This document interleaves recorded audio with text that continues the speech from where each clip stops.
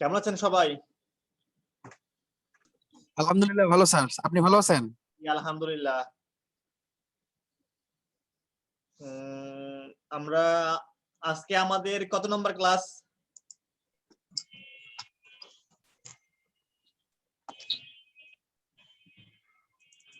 Sir এটা প্রশ্ন করি। জি বলেন, অবশ্যই।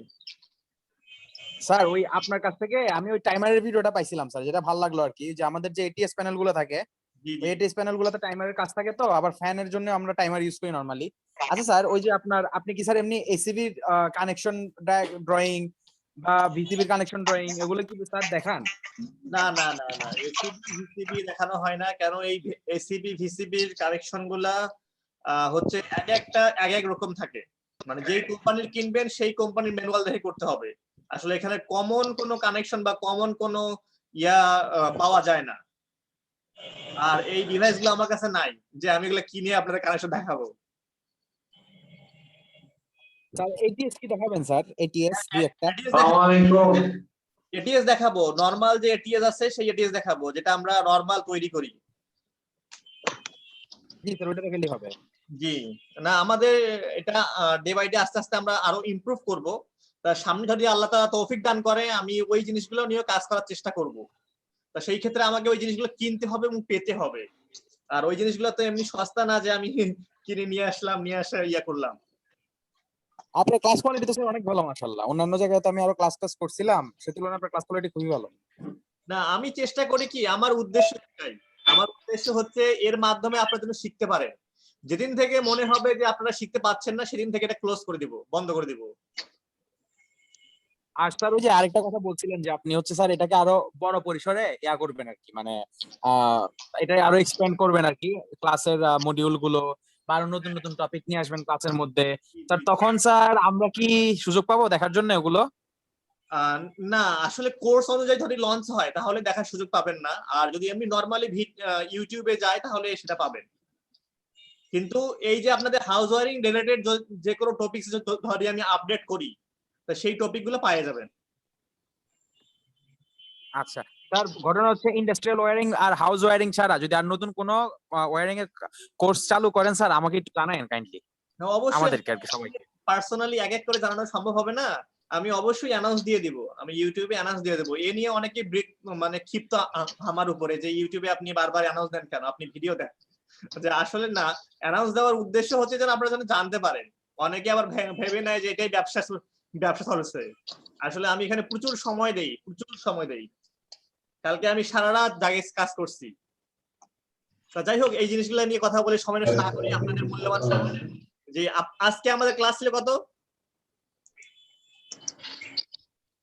হ্যালো। 3 number class sir. হ্যাঁ, 3 নম্বরে ক্লাস কি ছিল? হাউস ওয়ারিং কত প্রকার ও কি কি? হ্যাঁ অবশ্যই, এটা খুব গুরুত্বপূর্ণ। কেন ওয়্যারিং করার আগে এটা আপনাকে জানতে হবে যে আমি কি ওয়্যারিং করতেছি। খালি চোখ বন্ধ করে ওয়্যারিং করে গেলাম তা তো হলো না, তাই না? তা বলেন, একজন কে বলতে পারবেন?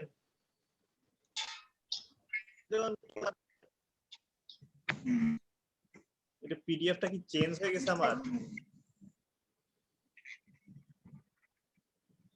আচ্ছা, আমার পিডিএফটা মনে হয় চেঞ্জ হয়ে গেছে, সেভ করতে ভুল হয়ে গেছে। আমি হচ্ছে আপনাদের আজকের ক্লাস হচ্ছে হাউস ওয়ারিং কত প্রকার ও কি কি। ক্লাস হচ্ছে হাউস ওয়ারিং কত প্রকার ও কি কি। আবু বকর সিদ্দিক, আপনার ওখান থেকে রিপিট আসছে আমার কথা। তা হচ্ছে ইলেকট্রিক ওয়্যারিংটা কি? বলেন, অ্যানসার করেন। আমরা যত ইলেকট্রিক ওয়্যারিং হচ্ছে কোনো স্থান থেকে বিদ্যুৎ সরবরাহ দেওয়ার কারেন্ট তার, তারপরে আপনার বাল্ব, মানে অন্যান্য যেগুলা মানে সঠিক অবস্থায় থেকে এক জায়গা থেকে আরেক জায়গায় কানেকশন করে নিয়ে যাওয়াটাকেই ওয়্যারিং বলে। জি, আমরা যে সুন্দর করে সাজাই, কিন্তু সেটা হতে হবে নিয়ম মেনে। নিয়ম মেনে, নিয়ম না মেনে যদি আপনি যেভাবে সুন্দর করে সাজান না কেন, সেটাকে ওয়্যারিং বলা যাবে না, ইলেকট্রিক ওয়্যারিং হবে না। তা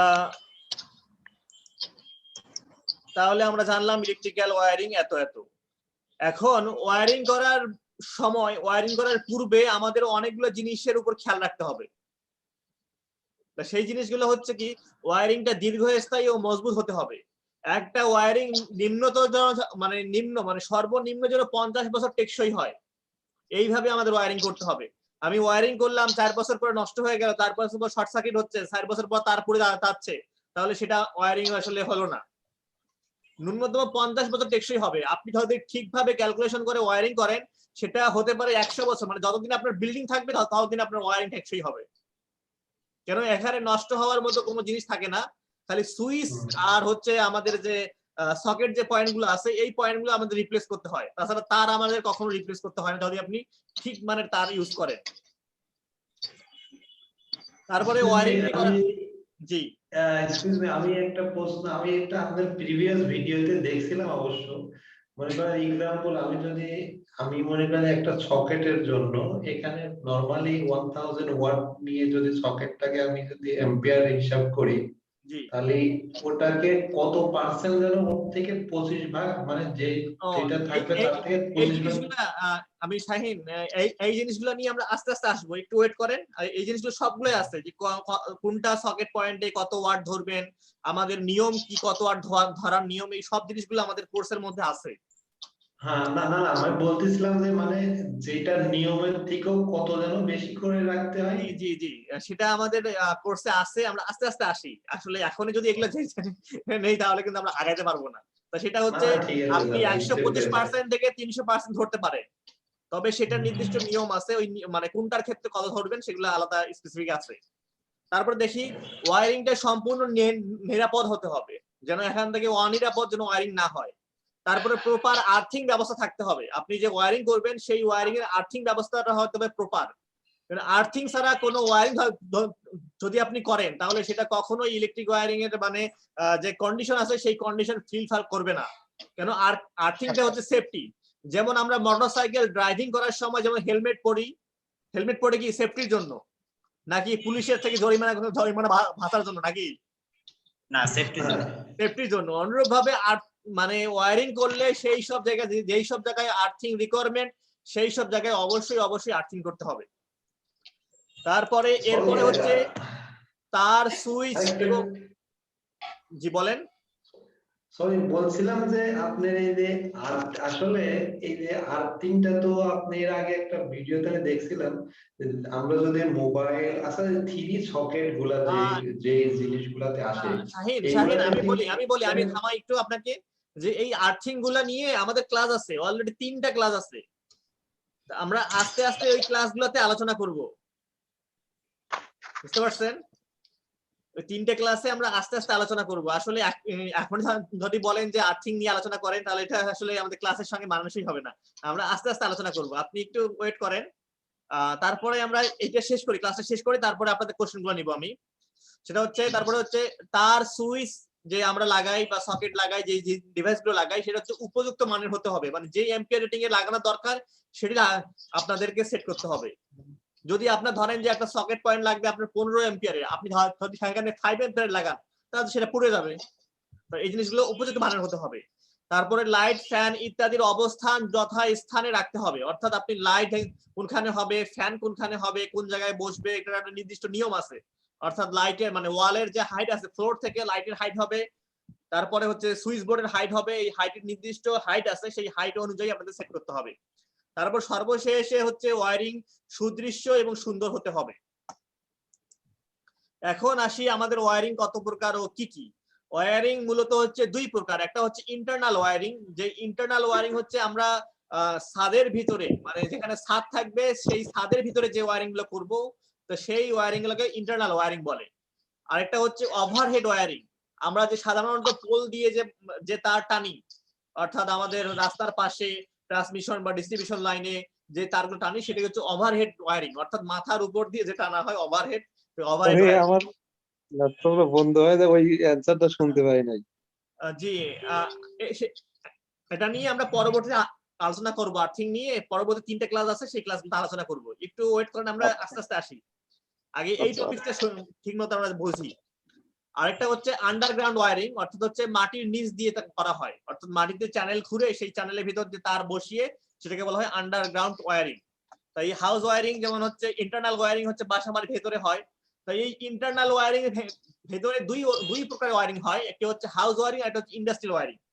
অর্থাৎ হাউস ওয়্যারিং হচ্ছে বাসা বাড়িতে যে ওয়্যারিং গুলো করি সেটা হচ্ছে হাউস ওয়্যারিং, আর ইন্ডাস্ট্রি আমাদের বিভিন্ন ইন্ডাস্ট্রি, কলকারখানা, ফ্যাক্টরি যেখানে ওয়্যারিং গুলো করি সেটাকে আমরা ইন্ডাস্ট্রিয়াল ওয়্যারিং এ ডিভাইড করতে পারি। আর ওভারহেড ওয়্যারিং এই যে পোলের মাধ্যমে যে তার টানা হয় মাথার উপর দিয়ে সেটা ওভারহেড ওয়্যারিং। আরেকটা হচ্ছে আন্ডারগ্রাউন্ড ওয়্যারিং, মানে কেবল খুঁড়ে খুঁড়ে মাটির নিচে করতে হয়। এখন আমরা দেখব হচ্ছে ইন্টারনাল ওয়্যারিং দুই প্রকার। তা এই ইন্টারনাল ওয়্যারিং এর ভিতরে এই ওয়্যারিংটাকে আমরা কয়েকটা ভাগে ভাগ করতে পারি, এটা 5টা 6টা ভাগে আমরা ভাগ করতে পারি। সেটি হচ্ছে একটি হচ্ছে ক্লিট ওয়্যারিং, প্রথমটা হচ্ছে ক্লিট ওয়্যারিং। তো এই ক্লিট ওয়্যারিংটা এর আগে ব্যবহার হইতো, এখনো ব্যবহার হয় আমাদের বাংলাদেশে। কিছু কিছু ওই যে তারের লাগানো সাদা সাদা এরকম ইয়া পাওয়া যায়, প্লাস্টিকের ক্লাম্প পাওয়া যায়, কোনো একটা তারকে ওয়ালের সঙ্গে আটকানোর জন্য ক্লিপ বলে। তা এগুলোতে ক্লিট ওয়্যারিং বলে। তা এই ওয়্যারিংটা হচ্ছে টেম্পোরারি ওয়্যারিং, মানে কোনোখান দিয়ে একটা তার টানবে, তা এই তার টানার জন্য এই টেম্পোরারি ওয়্যারিং করা হয়, ক্লিট ওয়্যারিং। তা এটা আগে ব্যবহার করা হয়তো সিরামিক্স এর একটা করে ডিস্ক থাকতো, মানে এরকম পাত থাকতো, এই সিরামিক্স এর পাতের মধ্যে দিয়ে এই ওয়্যারিংটা করা হয়তো এর আগে। বর্তমানে এটা প্লাস্টিকের একটা দিয়ে এই ওয়্যারিং করা হয়। এই ওয়্যারিং সম্পূর্ণ টেম্পোরারি। আর বর্তমানে এই ধরনের যে আমরা মানে কি বলে কেবল ক্লিপ পাই, এই ধরনের দেখছেন আপনারা? জি স্যার। এই ধরনের পাই যে কোনো একটা তার আমরা আটকাতে পারি। তাই এটা ওই ক্লিট ওয়্যারিং এর মধ্যেই পড়ে। তারপরে এরপরে আছে আমাদের হচ্ছে ব্যাটেন ওয়্যারিং বা চ্যানেল ওয়্যারিং। তা ব্যাটেন ওয়্যারিং হচ্ছে ওই যে কাঠের যে আগে থাকতো কাঠের ব্যাটেন ব্যবহার করে তার মধ্যে দিয়ে ওয়্যারিং করা হয়তো ক্লিপ করায়। আর আরেকটা হচ্ছে চ্যানেল, আমাদের যে কেচিং থাকে না এরকম কেচিং, সেটাকে আমরা অনেক সময় চ্যানেলও বলি। তো এই কেচিং ওয়্যারিংটাও ওই আগে করা হয়তো, এখন বর্তমানে এগুলা মানে করা হয় না, মানে হয় না বললেই চলে মোটামুটি। এখন সবগুলোই হচ্ছে কন্ডুইট ওয়্যারিং। এই কন্ডুইট ওয়্যারিং হচ্ছে পাইপের ভিতর দিয়ে তার টানা। তা এই কন্ডুইট ওয়্যারিং আবার দুই প্রকার, একটা হচ্ছে সারফেস কন্ডুইট ওয়্যারিং আর একটা হচ্ছে কনসিলড কন্ডুইট ওয়্যারিং। তা সারফেস কন্ডুইট ওয়্যারিং হচ্ছে ওয়ালের উপর দিয়ে যেটা আমরা পাইপ কানেক্ট করি সেটা হচ্ছে সারফেস কন্ডুইট ওয়্যারিং। আর আরেকটা হচ্ছে কনসিল, অর্থাৎ হচ্ছে ওয়াল কেটে বা আপনার ছাদের মধ্যে পাইপ ফেলে পাইপ বিছায়ে সেখানে যে ওয়্যারিং করা হয় সেটাকে বলা হয় কনসিলড কন্ডুইট ওয়্যারিং। তো এই কনসিলড কন্ডুইট ওয়্যারিং সব জায়গায় করা হয় এখন, এবং এই ওয়্যারিংটা মানে বহুল প্রচলিত। কেন? এটা দেখতে খুব সুন্দর, অর্থাৎ পাইপ টাইপ কোনো কিছু দেখা যায় না, শুধু সুইচ থাকে, লাইট থাকে, তাই সুন্দর লাগে। আর আরেকটা হচ্ছে আমাদের সর্বশেষ ট্রাঙ্কিং ওয়্যারিং। তা এটা করা হয় ইন্ডাস্ট্রির ভিতরে। তা এটাতে এই ধরনের একটা কেবল ট্রে বসানো হয়, এই কেবল ট্রের উপর দিয়ে তার টানানো হয়, এটাকে ট্রাঙ্কিং ওয়্যারিং বলে। বা অনেকখানে আমরা বলি হচ্ছে কেবল ট্রে ওয়্যারিং ও অনেক জায়গায় অনেক বলে। মোটামুটি এই কয়েক প্রকারের ওয়্যারিং আমরা করে থাকি। আজকের ক্লাসটা এই ওয়্যারিং। স্যার আমার একটা কোশ্চেন আছে স্যার। হ্যাঁ অবশ্যই বলেন। এখন স্যার ট্যাঙ্কিং ওয়্যারিং এটার ভিতরে স্যার যে ছিদ্রগুলো এগুলো কি স্যার? এগুলো কিছু না, দেখেন তাহলে স্যার এগুলো এটার ভিতরে দিয়ে কিভাবে স্যার ওয়্যারিং করা হয় এটা তো এগুলোর বুঝলাম ভিতর না দিয়ে স্যার। ওয়্যারিং করা হয় না, এটা একটা চ্যানেলের মতো। ধরেন আমাদের যেমন প্লাস্টিকের চ্যানেল আছে না, প্লাস্টিকের কেসিং চ্যানেল আছে না, কেসিং, জি স্যার। এটা এই ধরনের চ্যানেলের ভিতর এর উপর দিয়ে তার বসানো হয়। আর এই ছিদ্রগুলো কিছু না, এই ছিদ্রগুলো হচ্ছে আলো মানে বাতাস যেন প্রবাহিত হতে পারে, তারটা যেন হিট না হয়। কারণ ইন্ডাস্ট্রিতে মোটা মোটা তার থাকে, সেই তারগুলোতে অনেক অ্যাম্পিয়ার যায়, তাই এই ক্ষেত্রে হিট হওয়ার সম্ভাবনা থাকে। স্যার তার মানে এটার ভিতর দিয়ে তার টানা যায়? হ্যাঁ তার টানা যায় বলতে কি এর উপরে একটা ঢাকনা আছে, কেবল ট্রের ঢাকনা আছে, ঢাকনাটা খুলে তার বিছানো হয়। আচ্ছা আচ্ছা স্যার, বুঝছি স্যার, ধন্যবাদ। জি আর এই যে আমরা যে গ্রাউন্ড ওয়্যারিং করি, জি হ্যালো, হ্যাঁ হ্যাঁ আমরা যে গ্রাউন্ড ওয়্যারিং করি স্যার, সেই জি। গ্রাউন্ড ওয়্যারিং এর জন্য আমরা তারটাকে আসলে মাটির কত ফিট নিচ পর্যন্ত নিতে পারবো? এবং এই যে কন্ডুইট ওয়্যারিং যেটা দেখতেছি আমরা, জি। সেটাতেও স্যার কতটুকু ডিপ করতে পারবো? ডিপ করে মানে একটা স্ট্যান্ডার্ড মান আছে কিনা?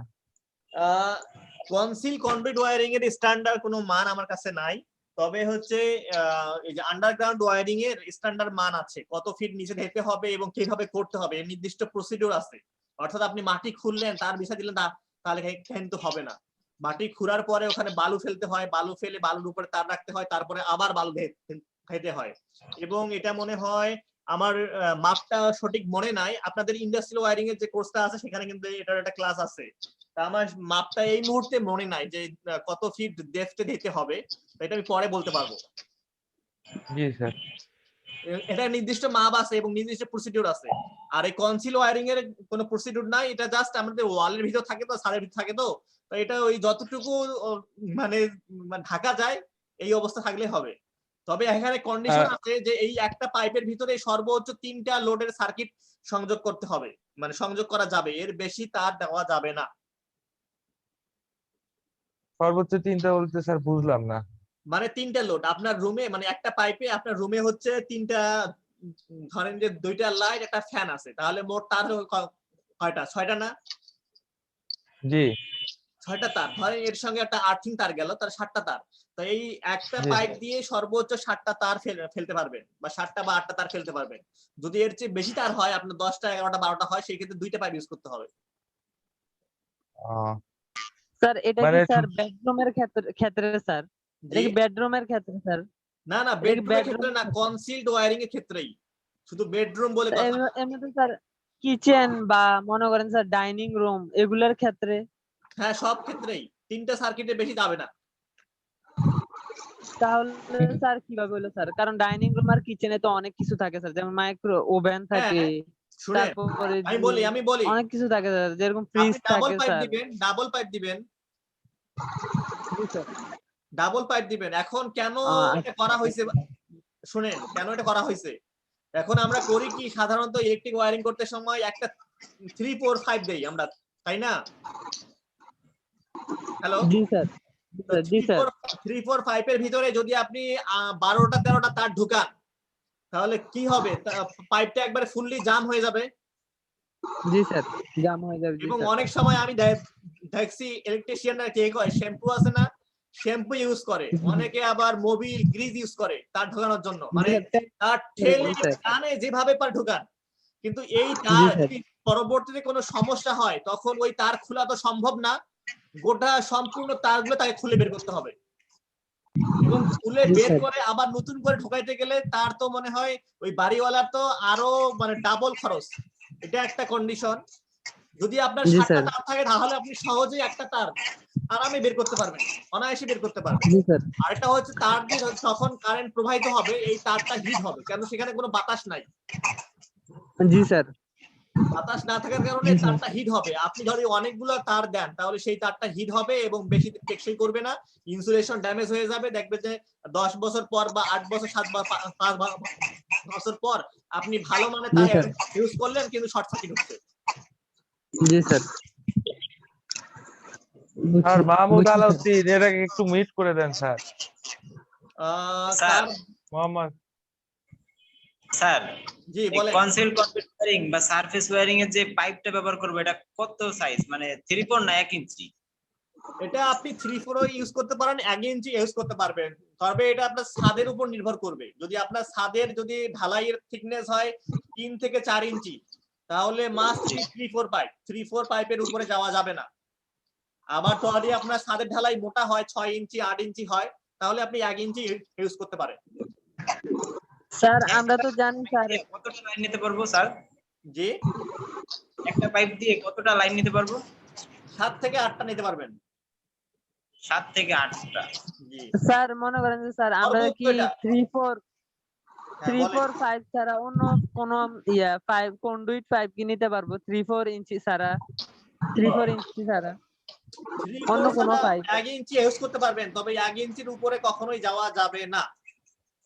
কেন স্যার, সমস্যা কি কেন স্যার? যাওয়া ছাদ তো যাবে না? স্যার। আমাদের ছাদের ঢালাই কতটুকু থাকে? 3 থেকে 4 ইঞ্চি থাকে, জি তাই স্যার। না? আপনি যদি জি স্যার। সেখানে যদি 1.5 ইঞ্চি পাইপ ইউজ করেন, সঙ্গে রড আছে, তাহলে দেখবেন যে আপনার ছাদের ঢালাই তো কমে আসতেছে। তো সেখানে ছাদটা ড্যামেজ হওয়ার মানে ছাদটা দুর্বল হওয়ার সম্ভাবনা থাকবে। এই তাহলে জন্য স্যার 1 ইঞ্চি পাইপ, স্যার তাহলে 1 ইঞ্চি পাইপের ভিতরে কয়টা তার টানা যাবে? 1 ইঞ্চি হলে 8টা 10টা তার টানা যাবে? জি। এর বেশি যাওয়া যাবে না। তবে 1 ইঞ্চি পাইপ বাসাবাড়ির ক্ষেত্রে, বাসাবাড়ির সাপ্লাই যেটা হবে সেখানে আপনারা 1 ইঞ্চির পাইপ কখনোই ইউজ করবেন না। স্যার কথা আরে শোনা যাচ্ছে না, মোহাম্মদ আলাউদ্দিনকে প্লিজ একটু স্যার কথা শোনা মিউট যাচ্ছে করেন না। স্যার। করছি। তবে বাসাবাড়ি ঢালাইয়ের ক্ষেত্রে কখনোই আপনারা 1 ইঞ্চি পাইপ দিবেন না, 3-4 পাইপ দিবেন। মানে ঢালাইয়ের সমস্যা 1 ইঞ্চি নিলে স্যার। জি না স্যার? আর টিন শেডের বাড়ি যেগুলো থাকে সেগুলাতে তাহলে কি দিব স্যার? কত দিব ওখানে? 3-4? হ্যাঁ 3-4 পাইপ দিবেন। কেন 3-4 পাইপ ইউজ করবেন? এবং টিন শেডের বাড়ি আমরা ওয়্যারিং করি কি, আমাদের যে কার্নিস আছে না, মানে ওয়াল আছে, ওয়ালের 1 ফিট নিচে, অর্থাৎ আপনার হচ্ছে সিলিং হবে, সিলিং এর উপর দিয়ে আপনার ওয়্যারিং পাইপটা বসবে। সেটা আপনি কনসিল করতে পারেন, সারফেস করতে পারেন। ধরেন যেটা টিন শেড বাড়িতে আমরা সিলিং দিই না, ইউজ করি না, সিলিং ইউজ করি না, তো সিলিং এর উপর দিয়ে পাইপ বসবে এবং আপনার লাইটিং পয়েন্ট গুলা বসবে সিলিং এর নিচে। এটা অবশ্যই ওই যে দেখেন যে এমডি আলমগীরের দেখেন যে ছাদ দেখা যাচ্ছে, দেখেন এমডি আলমগীরের মাথায়, বা দেখেন আমাদের রাকিব শেখের মাথায় ছাদ দেখা যাচ্ছে। জি। ছাদের একটা কার্নিশ আছে, দেখেন এটা ওয়্যারিং করা কোথায় চেঞ্জ হচ্ছে কেন, এটা কি বন্ধ করতেছে নাকি? দেখেন এখানে কার্নিশ আছে একটা, এই কার্নিশে দেখেন এই কার্নিশ পর্যন্ত টানবেন, তবে এটা সিলিং এর উপরে হবে। আর আর যদি ইয়ে করি স্যার, কনসিল করি তাহলে? কনসিল করলে আপনি যে কোনো খান থেকে টানতে পারেন। অর্থাৎ স্যার আমার যে 1 ইঞ্চি 3-4 পাইপ যদি আমি ইউজ করি সেটা দিয়ে আমি 3টা লোডের বেশি আর দেওয়াটা উচিত হবে না। উচিত হবে না। এখন আমি বলি যে 3টা লোডের বেশি আপনার লাগবে না। তাই এই পাইপ বিছানোর একটা ক্লাস আছে আমাদের।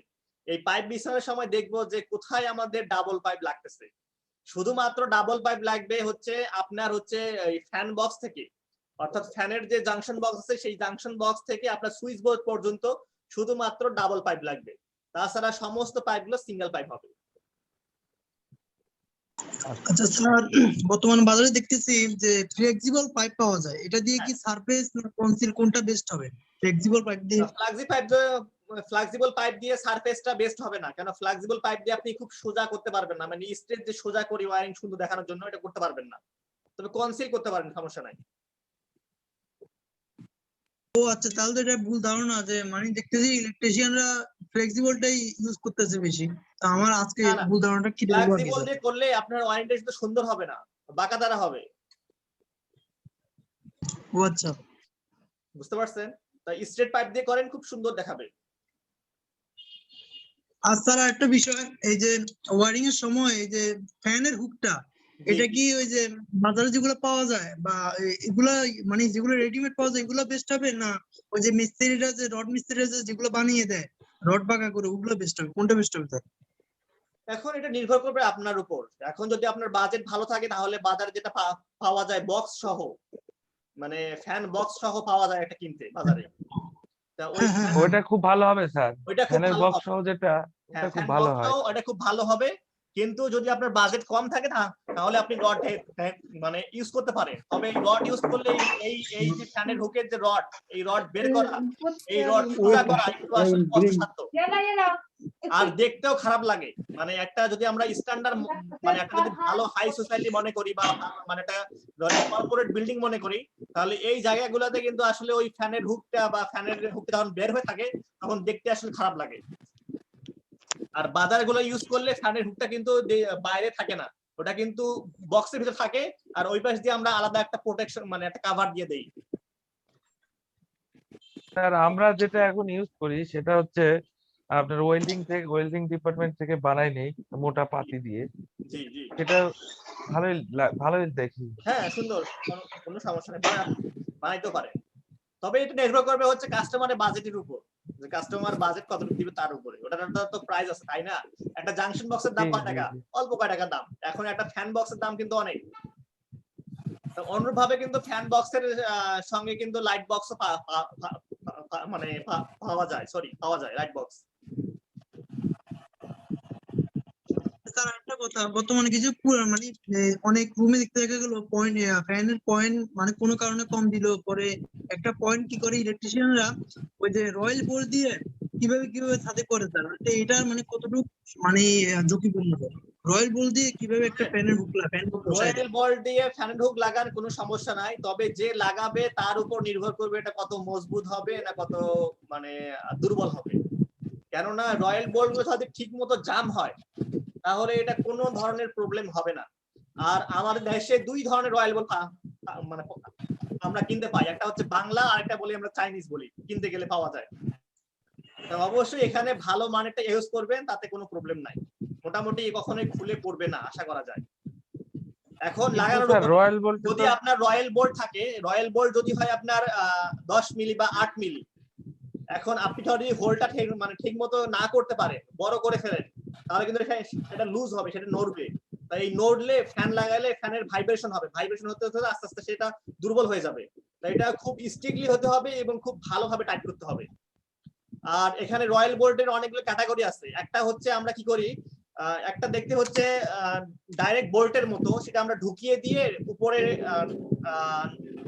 মানে যেটা আমাদের নাট আছে, নাটের উপরে যে বোল্টটা আছে বোল্টটা দিয়ে টাইট দেয়, এটা একটা। আরেকটা আছে ভিতরে ইন করে দিয়ে বোল্টটা বাইরে থাকে, বোল্টটা দিয়ে টাইট দেওয়া যায়।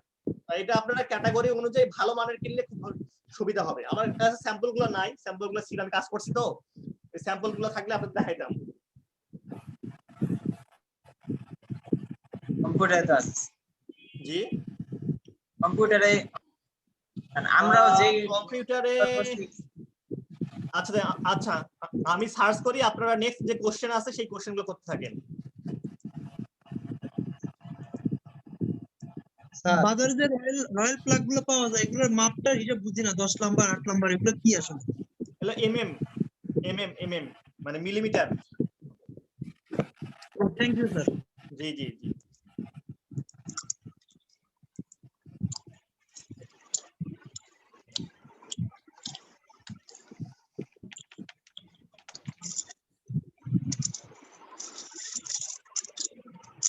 জি আপনারা করেন, কোশ্চেনগুলো করেন। স্যার আর্থিং এর মান কত হলে ভালো হয় স্যার? আর্থিং এর মান কত হলে ভালো হয়? হাউস ওয়ারিং এর জন্য, বাসা বাড়ির জন্য আর কি। হ্যাঁ এই দেখেন আমি দেখাচ্ছি আপনাকে, এই যে এটা আছে না এক ধরনের, এটা এই রয়্যাল বোল্টটা, জি ব্যবহার করছি। জি এটা ব্যবহার করছেন, তবে এটার থেকে বেস্ট হচ্ছে আরেকটা যেটা আমি দেখাচ্ছি আপনাকে, এইটা। এখন এই ডিফারেন্স গুলো আমি বলি আপনাদেরকে, একটু দেখাচ্ছি। এটাতে কি করতে হয়, আমাদের এই উপরে যে নাটটা আছে এই নাটটা খুলতে হয়, খোলার পরে এটাকে হাতুড় দিয়ে বাড়ি মেরে ঢুকাইতে হয়, ঢুকানোর পরে আমরা এটা টাইট দেই, তখন এটা স্প্যান হয়, ঠিক আছে? তা এটা এখানে মানে লুজ হওয়ার সুযোগ থাকে, এবং এটা উপরে অনেক সময় দেখা গেছে, আমি অনেক ইউজ করছি তো, যে নড়ে, এই উপরে যে বোর্ডটা আছে এটা নড়ে। কিন্তু এই যে যেটা আছে এটা দেখেন যে মাথার উপরে একটা নাট আছে, এই যে দেখেন মাথার উপরে একটা নাট আছে এবং এটা গোটা খোলা যায়। এটা যখন ঢুকিয়ে দিয়ে এটা দিয়ে আপনি টাইট করবেন, এখানে রিং দেওয়া আছে, এটা যত টাইট করবেন তত টাইট হবে এবং এটা নড়ার কোনো চান্সই থাকবে না। এবং এটা আপনি বারবার খুলতে পারবেন, লাগাইতে পারবেন, কিন্তু এই বোল্টটা যদি আপনি 2-3 বার খোলাখুলি করেন, লাগালাই করেন, তাহলে এটা নষ্ট হয়ে যায়। তা আমার সাজেস্ট থাকবে যে এইটা ইউজ করা, এই টেইজানেরটা। স্যার একটা বোল্ট সাধারণত মানে সর্বোচ্চ কত প্রেসার করতে পারে, এটা কি ওরা তো বলে? বলে 1 টন পর্যন্ত। 1 টন মানে হচ্ছে 1000 কেজি পর্যন্ত লোড নিতে পারবে। থাকবে স্যার, এইসব বোর্ড গুলাতে 1 টনের বেশি থাকবে স্যার, আমার কাছে যেটা মনে হয়। আমরা ফল সিলিং করছি বড় বড় মোটা স্যান্ডউইচ প্যানেল দিয়ে, কিচ্ছু হয় না। এগুলো অনেক হার্ডি বোর্ড স্যার। আমরা তো স্যার যে প্রেসার গুলা দেই ওই গাড়ির ইয়েতে, এরকম টাইপেরই স্যার বোর্ড গুলা মূলত। জি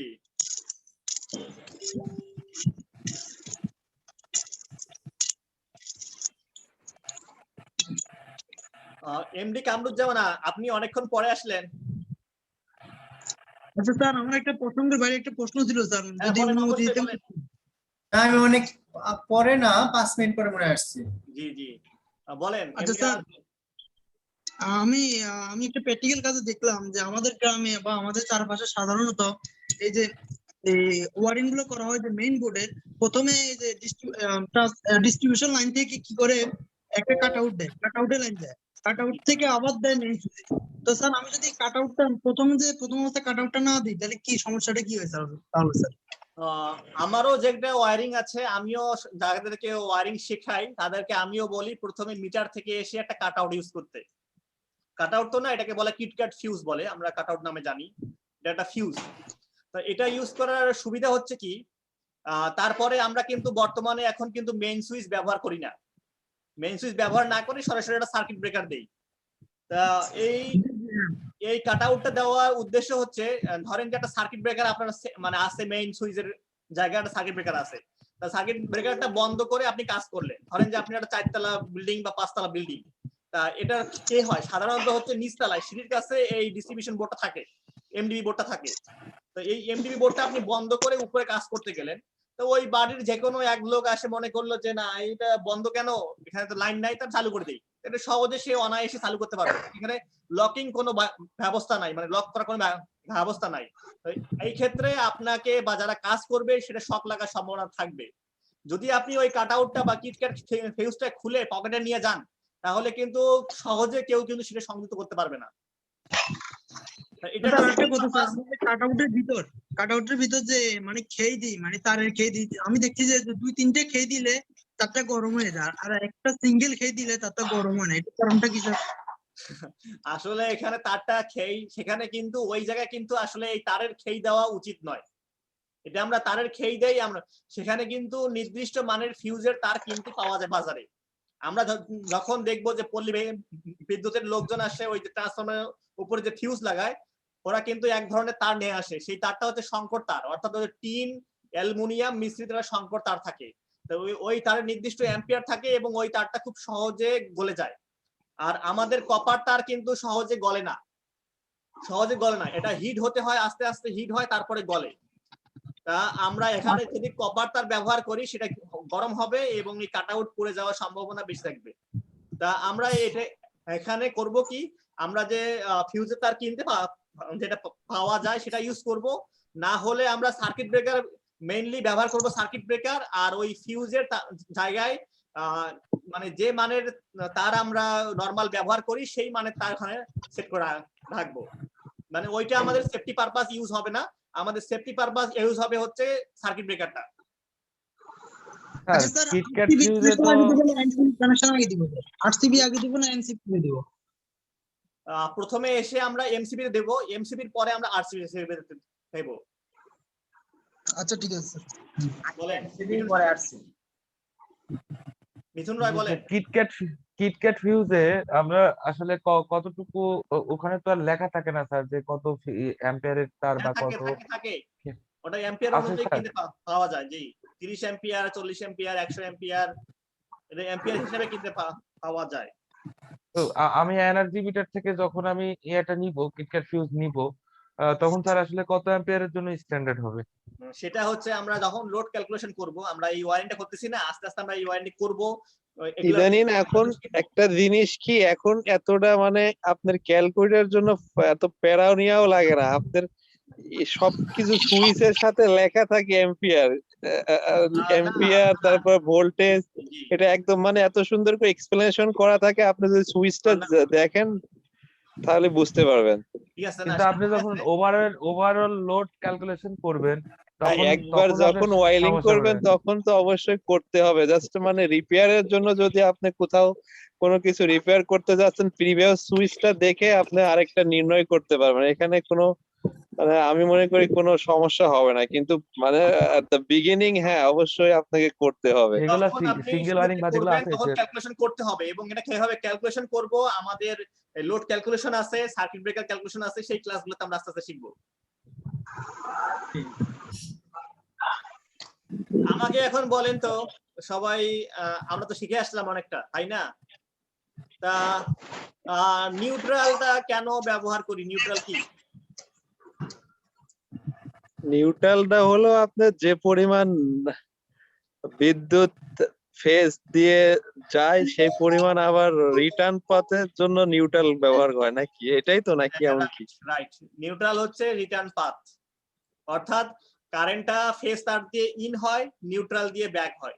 এই জন্য নিউট্রাল স্যার আমি একটা সময়, এক্সকিউজ মি স্যার, আমি সরি, আমি মানে এই এক সময় আমি দেখলাম কি একটা সুইচ, আমি এখানে একটা ওভেনের একটা সুইচ করতে দেয়া দেখলাম, মানে নিউট্রালও কারেন্ট ছিল। এটার কারণ কি, কি জন্য আমি বুঝলাম না। বলেন তো কে বলতে পারবে নিউট্রালে কারেন্ট ছিল?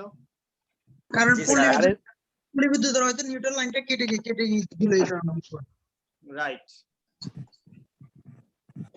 এটার কারণটা ওই হচ্ছে এটা, নিউট্রাল তারটা স্যার জি না, এটা আমি দেখলাম মানে আমি ছিঁড়ে explain করি। গিয়েছিল আর কি।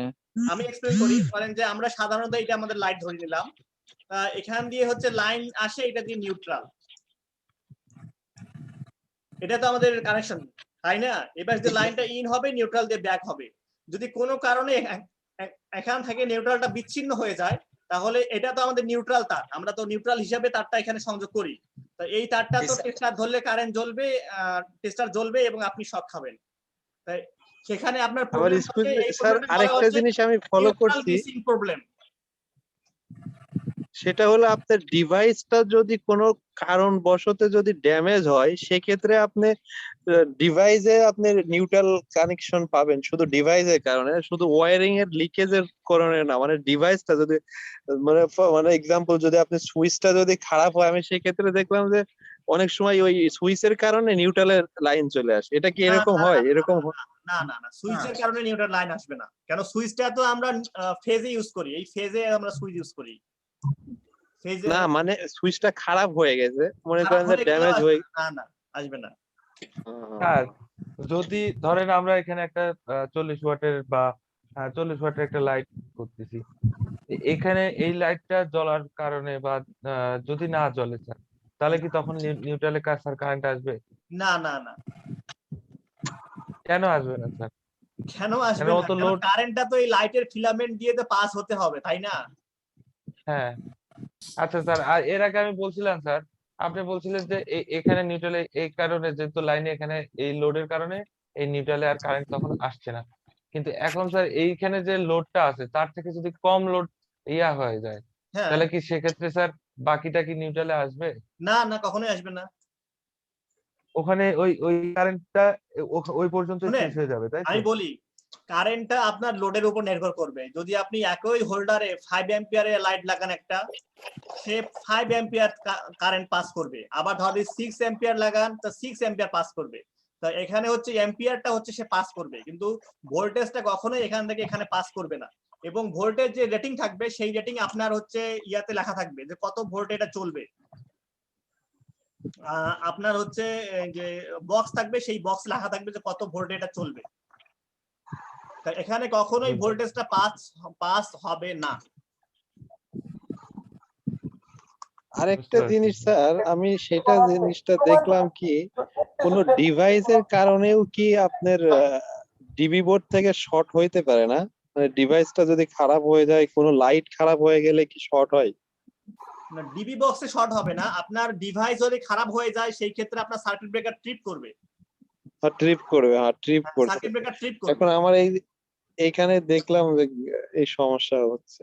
হ্যাঁ, আপনার যদি ডিভাইসের কারণেই সার্কিট ব্রেকার ট্রিপ করবে। ডিভাইস যদি খারাপ হয়, নষ্ট হয়, তাহলে আপনার সার্কিট ব্রেকার ট্রিপ করবে। আচ্ছা স্যার, একটা কথা, জি মাঝে বলেন। মধ্যে আমরা দেখি যে এই বাড়ি থেকে অনেক দূরে শুধু একটা ফেজের লাইন নিয়ে বা অথবা ক্যারাম, যেটা কি বলে, বাড়ি থেকে অনেক দূরে একটা ফেজের লাইন নিয়ে আর একটা মোটর চালায়, নিউট্রাল হিসেবে একটা রডে থেকে একটা লাইন নেয়, তখন ওই রডে দেখতে দেখা যায় কারেন্ট চলে আসে, বা টেস্টার তুলে দেখা যায় জালো, যেটা কারণটা কি? মোহাম্মদ আলাউদ্দিন, আপনার কোশ্চেনটা আমি বুঝছি। এই কোশ্চেনটা নিয়ে আমরা নেক্সট ক্লাসে আলোচনা করব, কেন এটা নিয়ে একটু বিস্তারিত আলোচনা করার দরকার আছে। বুঝতে পারছেন? কেন এখানে অনেকটা জিনিস টার্ম রিলেটেড আছে, এটা নিয়ে নেক্সট টাইম আলোচনা করব। এমডি কামরুজ্জামান, আপনার একটা কোশ্চেন ছিল, শেষ বলবেন, তারপরে আমরা এই ক্লাসটা শেষ করব। জি এমডি কামরুজ্জামান।